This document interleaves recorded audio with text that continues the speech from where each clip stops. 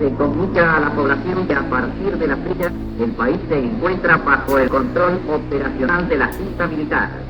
Se recomienda a todos los habitantes el estricto acatamiento a las disposiciones y directivas que emanen de autoridad militar, de seguridad o policial, así como extremar el cuidado en evitar acciones y actitudes individuales o de grupo que puedan exigir la intervención drástica del personal de operaciones.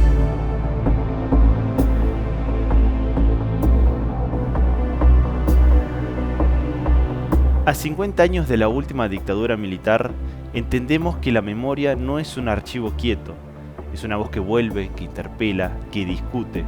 Existen las voces en los relatos y en las preguntas que se animan o no a hacerse. En este espacio proponemos enfoques, diferentes miradas a lo que es la memoria viva, no solamente de lo que fue, sino de lo que sigue siendo y lo que está en juego.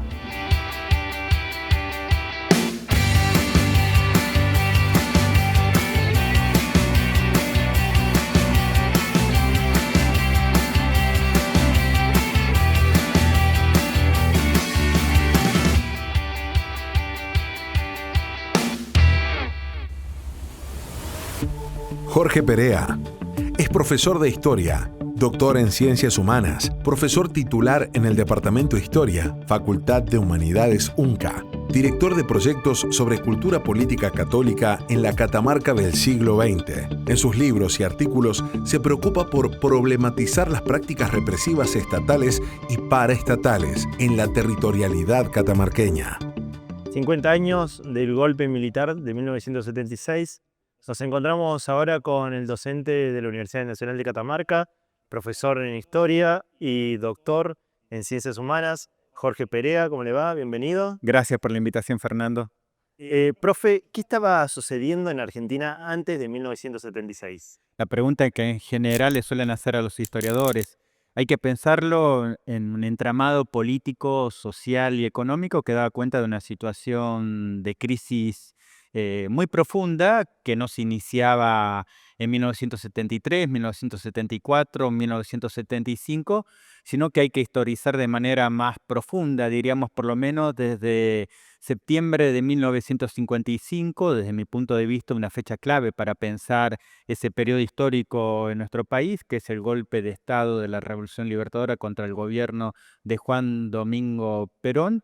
Inicia un ciclo de democracias proscriptivas y de dictaduras cada vez más fuertes, cada vez más represivas y cada vez más anticomunistas que permiten explicar en gran medida lo que va a ser una acumulación de violencia estatal y paraestatal, que va a ser el contexto del 24 de marzo de 1976 y el inicio del autodenominado proceso de reorganización nacional a nivel al país y a nivel de la provincia de Catamarca. ¿Fue solamente un golpe militar o hubo un proyecto por detrás mucho más amplio en papel ideológico? Bueno, ningún golpe de Estado, ni en nuestro país, ni en cualquier lugar del mundo, es solamente una sonada militar. En todo caso, si nosotros lo pensáramos en términos de escena, ¿no?, teatral o cinematográfica, diríamos que ocurren muchas cosas atrás de lo que es lo que los espectadores podemos ver en un primer plano. Quizás la cara más visible del último golpe de Estado, el del golpe de Estado del 24 de marzo de 1976, sean los miembros de la primera junta de gobierno de la autoproclamada proceso de reorganización nacional, pero lo que había era un bloque de poder en la cual actores cívicos, actores militares y también importantes dignatarios de la Iglesia argentina intentaban resetear a la sociedad argentina, y para esto era necesario un golpe de Estado que permitiera todavía más sistematizar lo que era ya un plan represivo estatal y paraestatal a escala nacional, ¿no?, de persecución y de eliminación de aquellos que eran considerados opositores, enemigos de lo que era la sociedad normal. Si se lo ve muy lejos al proceso militar en Catamarca, ¿o por qué se piensa que en Catamarca no pasó nada? Bueno, el aquí no pasó nada es un sintagma cristalizado que durante la dictadura y luego de la dictadura permitió construir una narrativa de carácter hegemónico que circuló en distintos ámbitos, ¿no? A nivel estatal, a nivel político y a nivel cotidiano, que daba cuenta de una provincia que era una excepción en medio del enorme campo de represión y exterminio en el cual se había convertido nuestro país. Entonces, esta frase hecha, que sirve para suturar cualquier pregunta o cualquier discusión en torno a las violencias, no solo ha sido utilizada para pensar y para discutir la última dictadura militar, sino que en nuestra provincia, nuestras familias, en las instituciones, es una frase que se utiliza de manera casi permanente para evitar discusión en torno a otro tipo de violencias, ¿no? De carácter estructural, que recurren a la sociedad catamarqueña. Debemos pensar, por ejemplo, cuántas veces la hemos escuchado cuando se hace mención a un episodio de violencia doméstica, de violencia intrafamiliar o de violencia institucional. ¿En qué medida distintas personas están interesadas que eso no se discuta, ¿no? Que se ponga a flor de piel? Por eso dicen, aquí no pasó nada. Entonces, esta frase que aparentemente suturaba cualquier discusión sobre el pasado, en todo caso lo que hacía era esconder una serie de heridas que siguen supurando y siguen supurando todavía más en nuestra sociedad catamarqueña ahora, ¿no? En el año 2026. Catamarca no fue una excepción, al contrario, el proyecto genocida, para poder llevarse a cabo en nuestra provincia, tenía que tener en cuenta las particularidades locales, ¿no? De nuestro territorio. En ese sentido, fue bastante eficaz gracias a la participación necesaria de una serie de colaboradores civiles en toda la sociedad catamarqueña, pero sobre todo en las instituciones. ¿El silencio fue cómplice o fue parte de sobrevivir a la época? Bueno, es una buena pregunta porque hay silencios obligados, hay silencios resistentes y hay silencios de los colaboradores. Entonces, el silencio es un concepto, es una categoría que debemos problematizar y que al mismo tiempo da cuenta de los distintos estratos de violencia que se superponen y se entraman entre sí en la sociedad catamarqueña y sobre todo cuando pensamos el pasado reciente de la década de los 70. Nuestra institución, la Universidad Nacional de Catamarca, fue sede de muchos silencios, ¿no? Silencios obligados de aquellos que eran perseguidos y para poder seguir trabajando y estudiando en la Universidad Nacional de Catamarca durante el proceso, debieron callar lo que veían. Silencios cómplices de aquellos que se habían convertido en funcionarios y delatores en la dictadura, que señalaban a sus propios compañeros de trabajo y a sus compañeros de estudio. Silencios resistentes de aquellos que no decían en voz alta aquello que pensaban, pero que sin embargo con sus prácticas cotidianas intentaban ayudar, acompañar a quienes eran reprimidos de manera directa. Acá no hay ni represión directa ni represión indirecta. Acá lo que hay es represión. Y acá hay una serie de silencios que nuestra sociedad y nuestra institución, la Universidad Nacional de Catamarca, también debe empezar a pensar en una voz cada vez más alta. ¿Cómo se reconfiguraron en Catamarca estas personalidades que fueron en este sentido cómplices de la dictadura, luego a la vuelta de la democracia? Y también cómo se reconfiguraron las instituciones en este sentido. Bueno, lo interesante es pensar la dictadura no como un hecho excepcional, ¿no? El 24 de marzo de 1976 es un hito, pero no es una excepcionalidad, sino que, vuelvo a repetir, debe ser pensado en el marco de una historia que por lo menos inicia luego del golpe de Estado de septiembre de 1955. Es interesante pensar, ahí están las fuentes documentales, los diarios de la época, las entrevistas, las fotos que muchos de los funcionarios civiles de la última dictadura, eh, no solo a nivel provincial, sino a nivel municipal y en distintas instituciones, diríamos, el aparato burocrático provincial, municipal y nacional que permitió que la dictadura se desenvolviera como se desenvolvió, vuelvo a decir, de manera muy eficaz en la provincia de Catamarca, eran personas, ciudadanos y ciudadanas que habían sido también funcionarios civiles de otras dictaduras o eran hijos de funcionarios civiles de otras dictaduras. Entonces hay una suerte de trayectoria que explica el por qué docentes de la Universidad Nacional de Catamarca, por ejemplo, que luego siguieron su desempeño como docentes en nuestra institución a partir de 1983, no solo que fueron funcionarios municipales y provinciales de la última dictadura, sino que también habían sido funcionarios de la Revolución Argentina. Y no solo que eran funcionarios de la Revolución Argentina, sino que algunos de sus familiares también habían sido partícipes entusiastas de la Revolución Libertadora.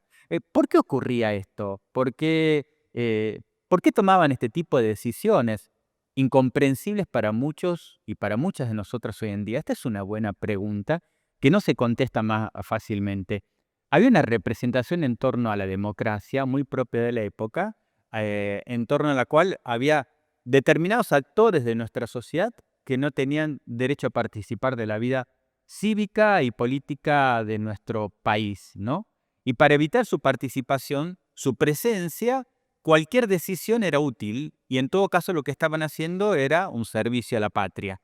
Por eso digo que el golpe de Estado de septiembre de 1955, que derroca a Juan Domingo Perón, es una fecha necesaria para entender en profundidad lo que ocurre el 24 de marzo de 1976.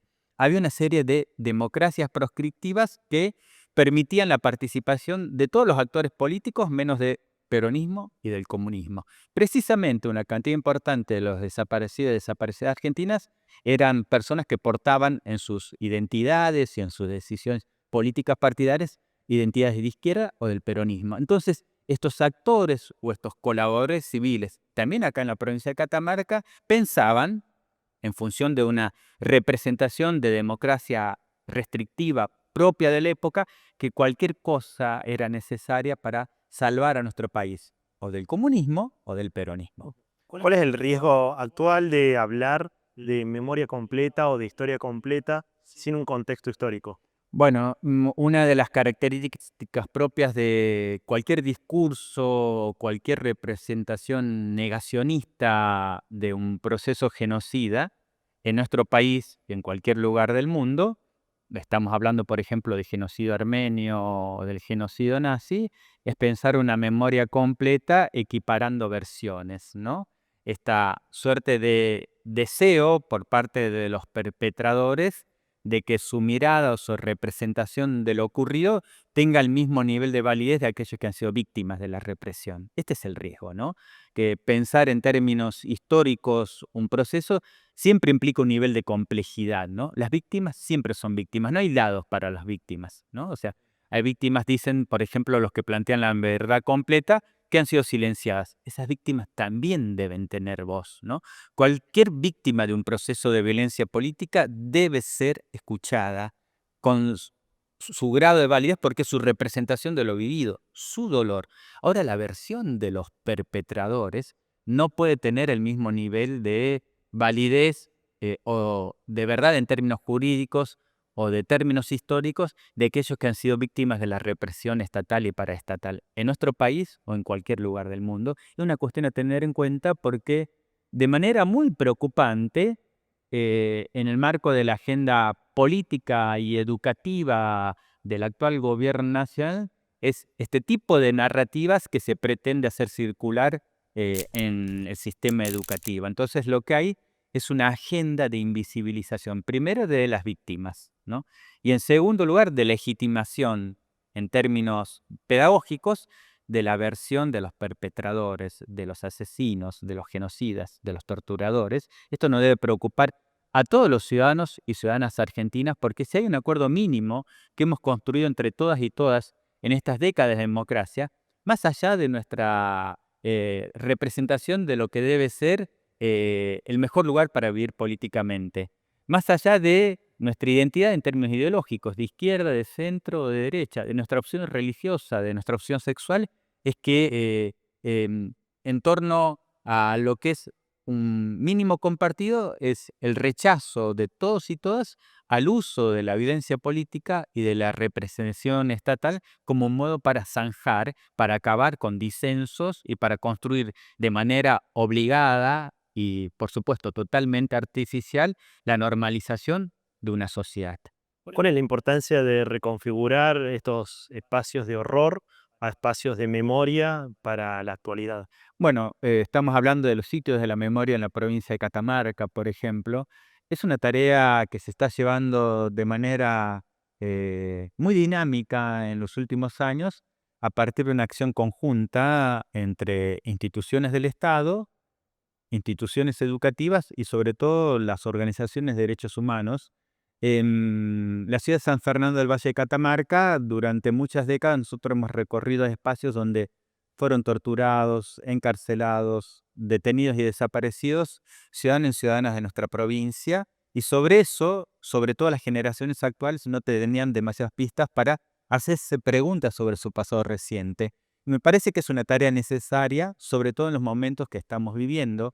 Vuelvo a hablar de nuestra universidad, porque en general los historiadores y las instituciones están dispuestas a hablar sobre todo, pero no sobre ellas mismas, ¿no? Entonces, están dispuestas a pensar el pasado en términos generales, pero no en términos endógenos. Pensar qué nos ocurrió a nosotros, ¿no? Los que vivimos en el marco de este campus universitario. Y por eso me parece un hecho a celebrar, por ejemplo, que la próxima semana se reinaugure la calle de la memoria, que fue inaugurada en el año 2006 con las placas de solo 26 desaparecidos y desaparecidas catamarqueñas. Ahora se va a reinaugurar con el nombre de aproximadamente medio centenar de desaparecidos y desaparecidas catamarqueñas. Como se darán cuenta, la lucha por la memoria, la verdad y la justicia es una lucha que no se acaba y en la cual, más allá de los retrocesos y las dificultades que tenga, una sociedad siempre va en busca de eso, ¿no? De un horizonte de verdad y de justicia. Y en términos simbólicos y en términos materiales, que la semana que viene, en esta calle de la memoria, haya 30 nombres más de desaparecidos y desaparecidas catamarqueñas, es una muestra de lo que hacen los que sufren la opresión y la represión, no solo en la Argentina, sino en cualquier lugar del mundo, cuando otros intentan acallarlos. ¿Qué es pensar el nunca más? Pensar el nunca más es una palabra, es una frase que siempre tiene un complemento en términos fantasmáticos, en términos de esperanza, ¿no? En términos fantasmáticos, cuando decir nunca más, y uno lo piensa como un temor, ¿no? Como algo que no debe suceder. Y en términos de esperanza es también una posibilidad de mostrar que una sociedad ha decidido que más allá de las dificultades que vive en un presente, más allá de los desacuerdos que podamos tener entre todas nosotros y nosotros en torno a lo que nos está pasando, si hay, vuelvo a repetir, un mínimo compartido en torno a lo que no vamos a permitir que ocurra en nuestro país de nuevo. Y lo que no debe ocurrir en nuestro país de nuevo es el desenvolvimiento de un plan sistemático de exterminio y de silenciamiento de los otros, que son vistos como enemigos y no como personas que tienen pensamientos diferentes sobre lo que debe ser el futuro de nuestra sociedad. Este acuerdo mínimo compartido hoy está en riesgo. Hay un gobierno nacional, y esto lo digo como historiador y también como ciudadano, que está poniendo en tensión, ¿no?, esta decisión que tomó la sociedad argentina en torno a lo que debe ser la democracia, porque está volviendo a introducir en el discurso cotidiano y en su agenda política la imagen de otros ciudadanos y ciudadanas que no son vistos como personas que tienen proyectos diferentes, sino como enemigos de la sociedad, como personas que no solo deben ser rechazadas, sino que deben ser silenciadas. Y esto es problemático porque genera heridas profundas en nuestro presente, pero reabre otras de nuestro pasado cercano. Muchísimas gracias, No, profe. gracias a usted. Naim Garnica es doctor en Ciencias Humanas, licenciado en Filosofía y profesor en Filosofía y Ciencias de la Educación. Actualmente, investigador asistente de IRES CONICET y docente de Introducción a la Epistemología en la carrera de Ciencias de la Educación y Epistemología 1 de la carrera de Filosofía, Facultad de Humanidades UNCA, y también en diferentes facultades de la Universidad Nacional de Córdoba. La dictadura militar, Naim, ¿fue un proyecto militar únicamente o podemos decir que también fue un proyecto filosófico, ideológico? No, naturalmente, al margen del hecho histórico que constituye la última dictadura militar, uno no podría obviar el sistema de ideas por ideológico que la dictadura armó, no solo en en términos de lo que ya venía en la Argentina en distintos momentos históricos donde la dictadura interrumpió la democracia en el siglo XX en Argentina, sino también la continuidad simbólica, cultural que ha tenido el proyecto de la dictadura. De hecho, uno podría seguir hablando al día de hoy de la proyección simbólica e ideológica que la dictadura tuvo luego de que el ciclo histórico de ellos se haya terminado. Se le suele denominar posdictadura a todas esas continuidades ideológicas que la dictadura tuvo, desde el plan económico de Martínez de Hoz hasta una serie de variantes que tienen que ver con la sobredeterminación cultural que la dictadura hizo, tanto a nivel simbólico como a nivel de prácticas sociales, tales como la continuidad con el neoliberalismo, el ataque a las formas populares de organización, a cualquier hito que tenga que ver con la disputa, la lucha o la resistencia por derechos sociales que la dictadura naturalmente trató de eliminar. En consecuencia, uno podría decir que es naturalmente un proyecto ideológico debido fundamentalmente a este sistema de ideas que un poco regulan el comportamiento de los sujetos, de los ciudadanos en Argentina, y que la democracia, desafortunadamente, pese a todos los intentos que ha habido de profundizar la democracia en la Argentina, todavía no ha logrado en profundidad o de manera definitiva emanciparse de todas esas herencias postdictatoriales luego de la última dictadura militar. Hay una conceptualización con respecto a este hombre de Occidente, la ideología de Occidente, defender el orden. ¿Cómo vos lo entendés? Bueno, cuando uno habla del discurso de Occidente, uno puede encontrar algunas contradicciones en torno a que Occidente sea aquel que impone el orden, ¿no? Oswald Spengler, un autor alemán de principios del siglo XX, sostenía que luego de la Primera Guerra Mundial uno estaba asistiendo a la decadencia de Occidente. Uno podría decir que la decadencia de Occidente empieza o comienza cuando los problemas que se vienen instalando en función del capitalismo hacen que Occidente empiece a entrar en contradicción consigo mismo, ¿no? Mientras que desea el orden, prioriza unas formas caóticas de organización social que terminan beneficiando algunas formas económicas. Esa contradicción muy constitutiva, inherente, forman parte de esta ideología del capitalismo y también del hombre occidental. Em, Uno podría también mencionar en ese plano, en esa dirección, que Occidente empieza a tener también algunas filtraciones respecto a cómo explicar los fenómenos que están ocurriendo, por lo menos luego de la mitad del siglo XX, cuando el modelo fordista ya no se hace presente. De ahí que la dictadura militar en la Argentina haya tratado de reavivar nuevamente, porque ese mito o esa idea de que Occidente representa el orden y la disciplina y una serie de conductas morales que hay que perseguir. La dictadura creo que en la Argentina fue como un intento muy, muy profundo que logró instalar al menos una forma de democracia muy vinculada al mercado y a lo que luego en los 90 se terminará por profundizar con el neoliberalismo. Entonces, no es solamente una utopía o meramente un enunciado discursivo, decir el hombre de Occidente. Representa también una serie de prácticas represivas que se instalaron aquí, por lo menos en la Argentina, de una forma muy violenta. Se ha visto la resistencia en diferentes aspectos, por ejemplo, artísticos. ¿Me lo podés nombrar a eso?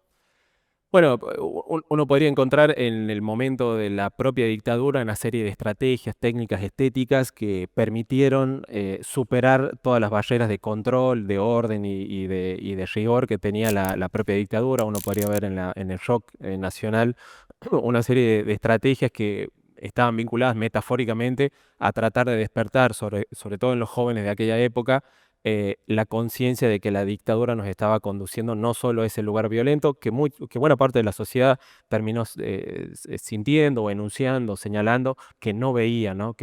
Sin embargo, el plano artístico fue el que enunció de manera solapada, pero finalmente muy fuerte, que era posible enfrentarse, criticar o tratar al menos de generar algún tipo de resistencia. En eso creo que el canal estético es un medio privilegiado para enunciar algunas formas de crítica y resistencia. No en términos panfletarios, sino en términos de prácticas sociales, ¿no?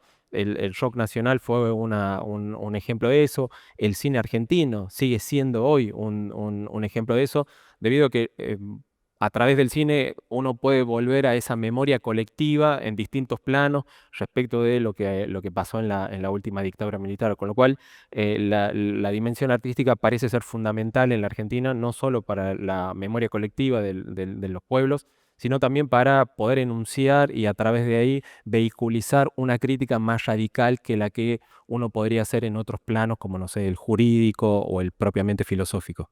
¿Y qué papel cumplían las universidades en esta resistencia y en lo ideológico?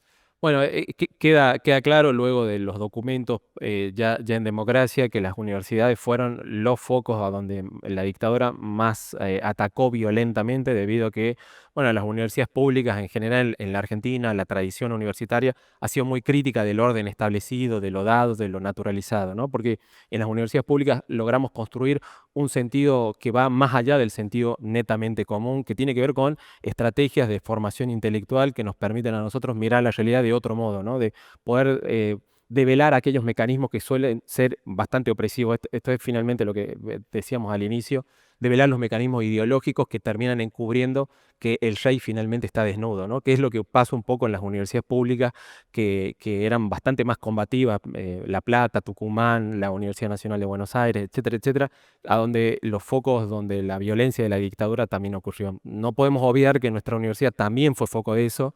En mi caso particular tuve un profesor que se tuvo que exiliar, el Luis Reyes, que fue mi profesor de filosofía contemporánea, que siempre nos recordó, por lo menos para mí, eso fue el primer testimonio que tuve de cara de un universitario que nos enunció, nos señaló y nos contó su historia respecto de cómo la universidad fue atacada. Entonces, creo que las universidades en ese sentido siguen siendo todavía hoy un núcleo de la memoria colectiva de cómo organizarse frente a estrategias represivas que el Estado argentino, en el caso de la dictadura militar, había encabezado. ¿Qué es la memoria? Me parece que la memoria no es solo el acto cognitivo de recordar algo, ¿no? Sino es un tipo de práctica social, no solo digamos, de la dimensión cognitiva, sino también el esfuerzo por rememorar, guardar estos focos de resistencia, de crítica, que nos permiten volver a reconstruir un tipo de pasado que no se puede olvidar. Creo que el nunca más, ese enunciado me parece a mí que contiene un valor de futuro que uno no puede no dejar de mirarlo, porque finalmente es nunca más en contra de las vejaciones y las violaciones que se hicieron en contra de la humanidad, ¿no? Entonces, creo que la memoria en ese sentido no podría ser entendida meramente como un instrumento que trata de hacer el esfuerzo por retener algo que se nos está escapando, se nos está yendo, un mero recuerdo. Me parece que la memoria en dictadura permitió reelaborar el concepto de memoria en términos cognitivos y profundizarlo como una práctica social, como una práctica que reúne un colectivo. Las memorias que uno puede ver en los organismos de derechos humanos, por caso, no es una memoria individual, sino una memoria naturalmente colectiva. Entonces, creo que este momento que estamos atravesando, donde los discursos de aquel momento, particularmente la teoría de los dos demonios, ha retornado como un foco explicativo de lo que pasó en el pasado, me parece que la memoria vuelve a activarse de nuevo, la memoria histórica vuelve a activarse no como una mera genealogía para ir hacia atrás, para volver a recuperar un pasado que se fue, sino para volver a instalar un discurso que tiene que ver con la defensa de los derechos humanos y la democracia. Muchísimas gracias, Nadia. No, por favor. Contador público Alfredo Lasarte, decano de la Facultad de Ciencias Económicas y de Administración, profesor titular de Macroeconomía en la UNCA, conferencista sobre derechos humanos en diferentes centros educativos, especialista en políticas económicas de la última dictadura cívico-militar. ¿Qué modelo económico se implantó desde 1976 y si ha cambiado algo desde ese momento? Bueno, la verdad que en primer lugar justamente estamos conmemorando los 50 años. Antes de empezar esta entrevista, quiero recordar y quiero rendir un sentido homenaje a todos los estudiantes y docentes desaparecidos, víctimas de esa feroz dictadura, de esa larga noche que fue la dictadura en Argentina entre el 76 y el 83. Dicho esto, y yendo a su pregunta concretamente, en el 76 se produce un cambio sustancial en la estructura económica de la economía argentina. Hay un cambio de paradigma del sistema de acumulación, se dice, Y francamente se abre un nuevo periodo y que se va a repetir a lo largo de este transitar democrático en distintos gobiernos, que es la implantación de un nuevo modelo económico cuyo eje y cuyo sustento ideológico es el neoliberalismo. Hasta ese momento, hasta el año 76, Argentina, por supuesto que cuando no podemos desconocer la situación caótica que tenía la economía argentina al momento del golpe en el gobierno de Isabel.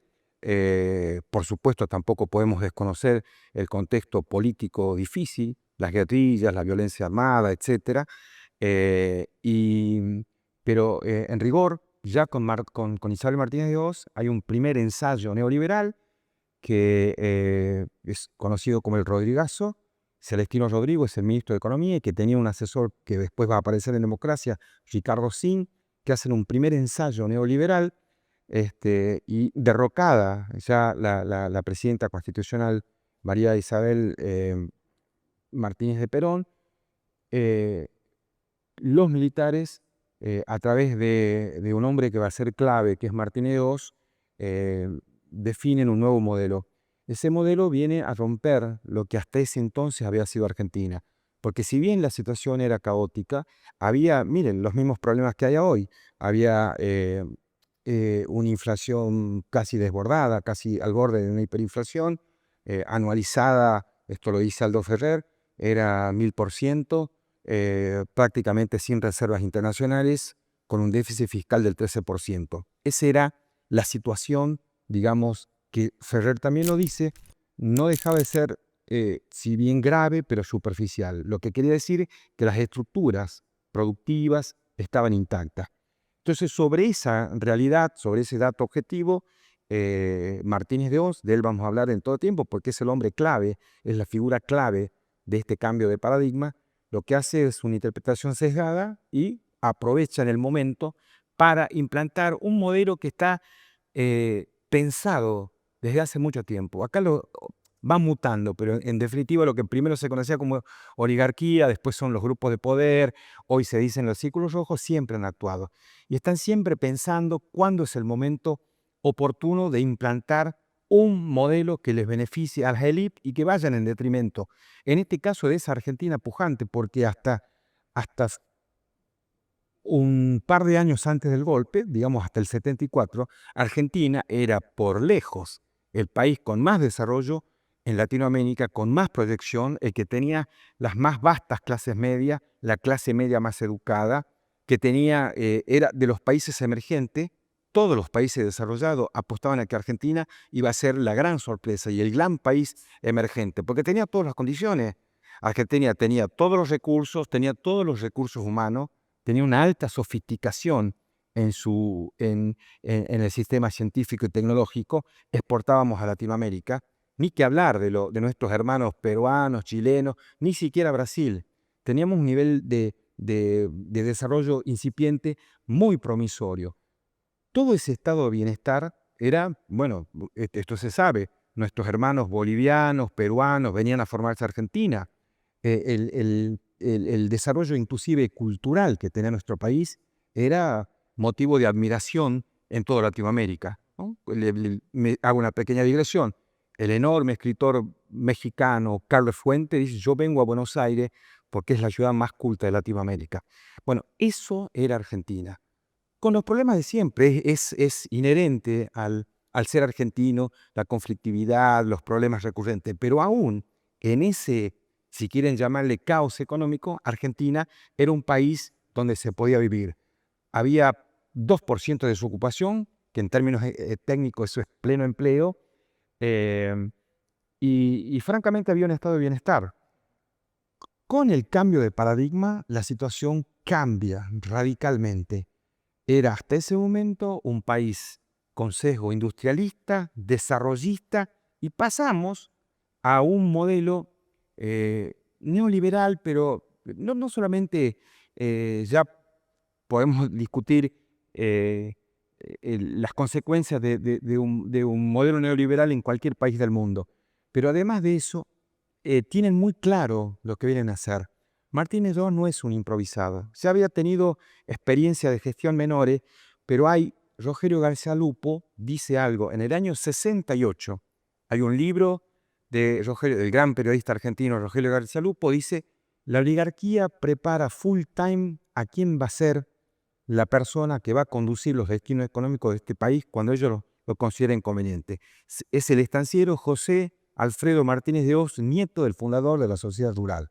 Tienen claro, las élites, la oligarquía, los grupos de poder, como quieran llamarlos, los nombres van mutando, el círculo rojo, están permanentemente atentos al devenir económico y saben perfectamente, y tienen los cuadros técnicos, profesionales, gente muy sofisticada, cuando es el momento oportuno para implantar un modelo. Puede sonar ideológico, pero está constatado históricamente, un modelo en beneficio de esas minorías. Y es lo que vienen a acabar con ese estado de bienestar, con esa Argentina pujante, con esa Argentina desarrollista, con esa Argentina que producía 5 premios Nobel, 3 en ciencia. Viene a romper todo eso. Entonces lo que hacen es implantan este modelo, hacen una lectura, como le dije, sesgada. Evidentemente había problemas, una inflación casi al borde de una hiperinflación, déficit fiscal, no había reserva. Martínez de Hoz, un hombre con enormes contactos, se contacta directamente, lo ayuda mucho en un principio, ¿no? El Fondo Monetario Internacional, sobre todo los contactos premios que lo va a repetir Cavallo. Primero van al Fondo Monetario y dicen: no ayuden a este gobierno que ya se cae, asumimos nosotros, le entregan ayuda, pero aún así, al principio inclusive no logran estabilizar el país. Es lo de menos, porque los resultados catastróficos que va a mostrar el proceso después de 7 años en el año 83, lo define Aldo Ferrer, uno de los grandes y más honestos y nacionalistas economistas que tuvo este país. Dice: las consecuencias de la aplicación de la política económica de la dictadura se asemejan a un país que vivió una guerra. Pero sin embargo, para ello ha sido ampliamente beneficioso. Como siempre, los culpables, los perjudicados en este cambio de paradigma ha sido ampliamente la sociedad argentina. Ellos ganaron. Acá se producen varias cuestiones fundamentales, claves, por eso son cambios estructurales. No es que solamente se busca un modelo más eficiente, porque apelaban, miren, si no fuera que esto es tan trágico, hasta sería aburrido. Todo, y después les puedo explicar cuáles son los gobiernos neoliberales que hemos tenido del año 83 hasta ahora, ya en democracia. Todos repiten los mismos eslóganes. Ineficiencia, un Estado grande. Estas consignas ya vienen desde la época de Martínez de Hoz. Entonces, jamás en sus objetivos está la mejora real de las amplias mayorías. Siempre son políticas sesgadas.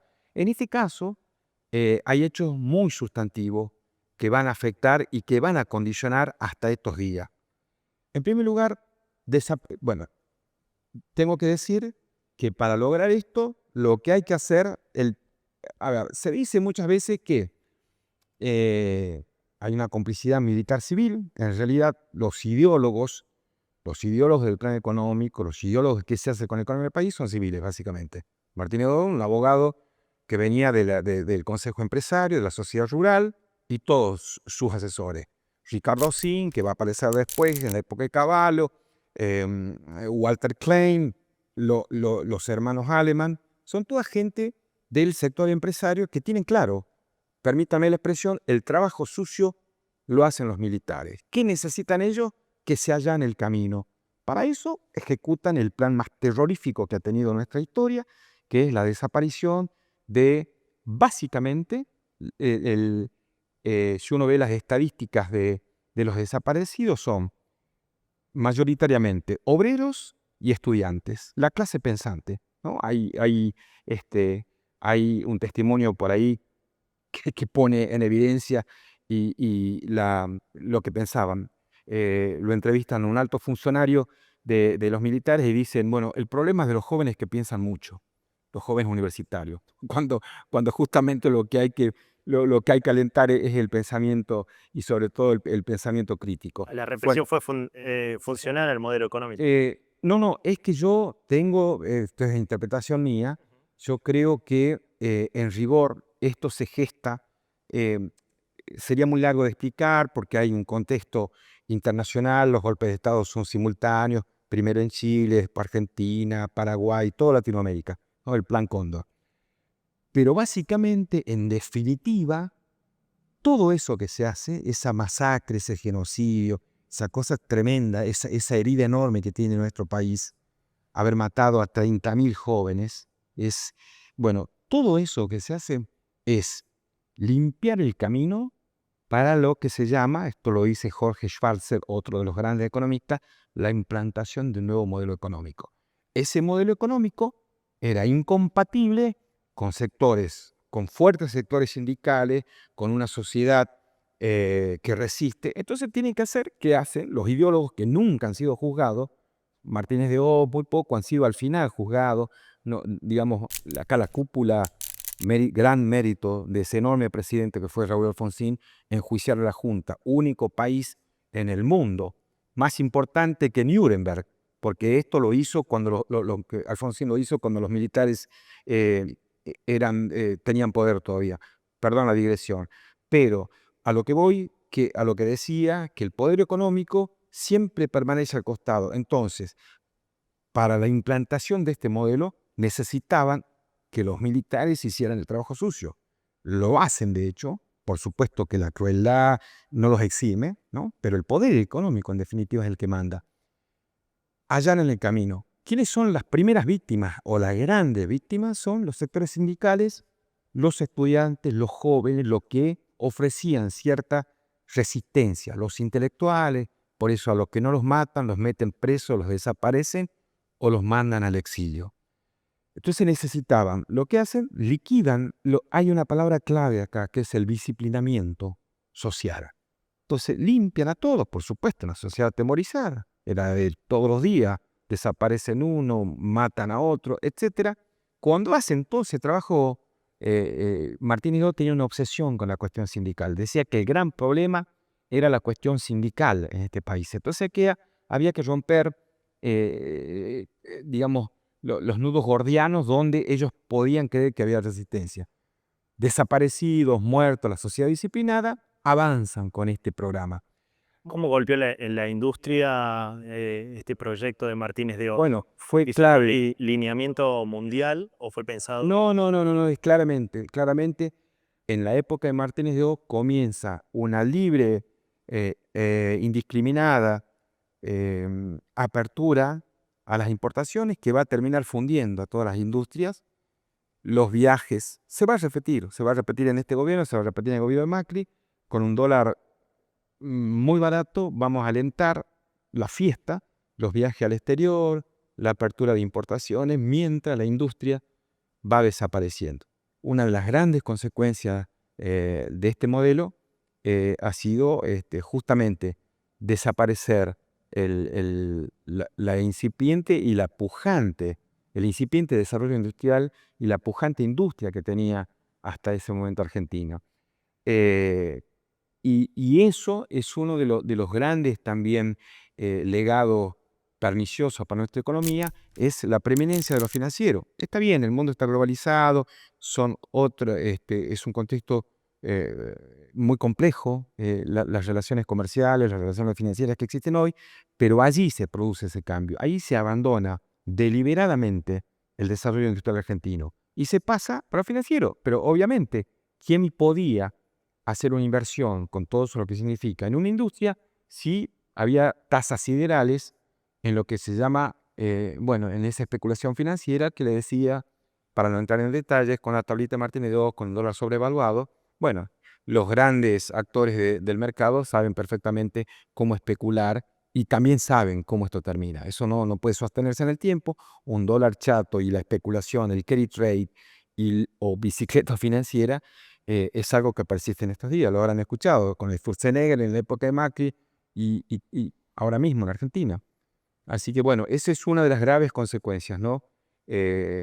Destruir absolutamente la industria y darle paso y hegemonía. Y eso fue posible siempre muy citada como un hecho clave, a la reforma del sistema financiero en febrero de 1977.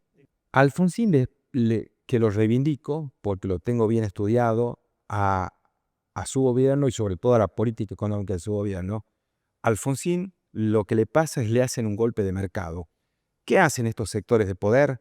Lo que hacen estos sectores de poder cuando hacen lectura, hay un contexto, se tienen que ir los militares, están la sociedad, sobre todo después de Malvinas, está, y después cuando se va conociendo del horror y del espanto, no dan para más.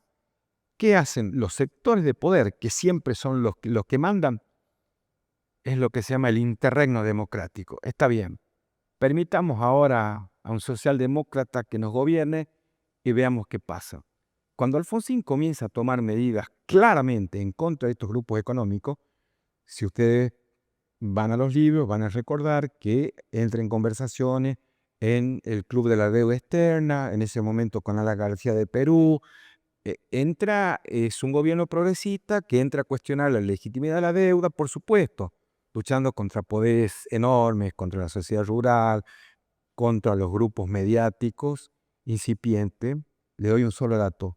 Clarín, cuando empieza el gobierno el plan de Martínez de Oz, tenía una empresa. Hoy tiene 498 empresas, el grupo Clarín.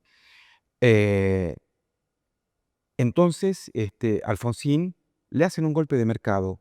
Ese golpe de mercado concluye en una hiperinflación. Esto yo lo podía defender.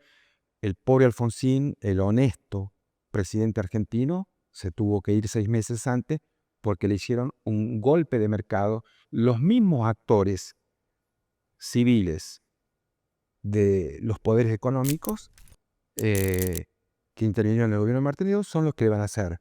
Y van ahora, ya después de ese hecho traumático, como la hiperinflación, traumático hasta estos días, van a allanar nuevamente el camino para la implantación de la segunda parte de esta política económica que va a venir con Menem, Cavallo y el plan de convertibilidad.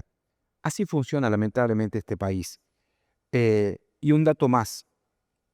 Le dije que una de las características de transformación estructural fue la deuda externa, condicionante estos días, la destrucción casi total de la industria, y hay otro hecho clave que no se puede soslayar, que es la consolidación de los grupos económicos. Muchísimas gracias, decano. Un gusto siempre charlar con usted. Porque el nunca más no es solamente una consigna, es una construcción permanente. Es una decisión colectiva de decir basta al horror, de pensar el pasado y de seguir preguntándonos por qué y para qué.